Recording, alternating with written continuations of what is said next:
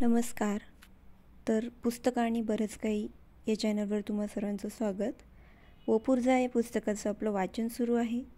तर आज मी काही पॅरा वाचून दाखवते आहे.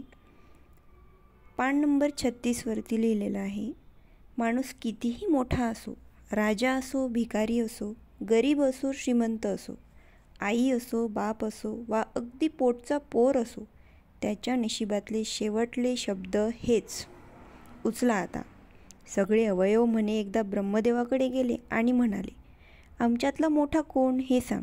ब्रह्मदेव म्हणाले, ज्याच्या वाचून अडतं तो मोठा. त्यावर प्रथम डोळे रुसून बसले. माणसाला देवाने विचारलं, डोळ्यांशिवाय तू कसा जगलास? त्यावर माणसाने सांगितलं, जगलो एखाद्या आंधळ्याप्रमाणे. मग कान रुसून गेले.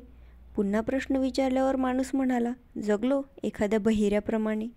असं होता होता सगळे अवयव रुसून थकले.